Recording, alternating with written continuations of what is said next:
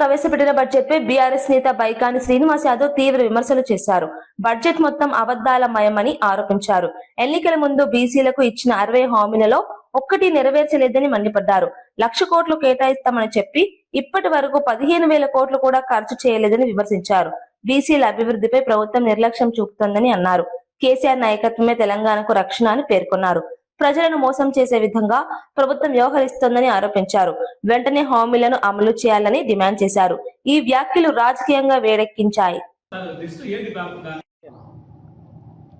రేవంత్ రెడ్డి ప్రభుత్వము మొన్న ప్రవేశపెట్టినటువంటి 3వ బడ్జెట్ అంతా ఉత్తుత్తి బడ్జెట్, గ్యాస్, దాంట్లో ఏమాత్రము నిజాలు కానీ ఏవి కూడా అన్ని అబద్ధాలే, ఏవి కూడా నిజాలు లేవు.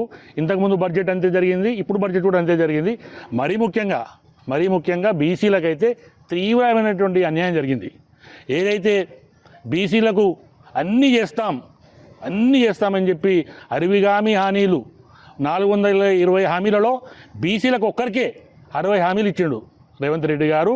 పిసిసి అధ్యక్షుడిగా బట్టి విక్రమార్క గారు అందరూ పాదయాత్రలు చేసి అల్లి బుల్లి మాటలు చెప్పి 60 హామీలు ఇచ్చి దానిలో ఏ ఒక్క హామీ కూడా నెరవేర్చలేదు ఈ రోజు వరకు కూడా.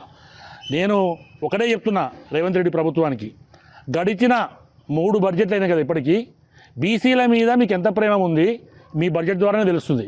మీరు కేటాయించినటువంటి నిధులు దాదాపుగా 1,00,000 కోట్లు కేటాయిస్తామన్నారు 5 సంవత్సరాలకు గాను. ఇప్పటికి మీరు కేటాయించింది ఎంత ఒక్కసారి మీరు మీ బడ్జెట్ని చూసుకోవాలి. కేటాయించింది ఒక ఎత్తు, దానిలో ఖర్చు పెట్టింది చీమైన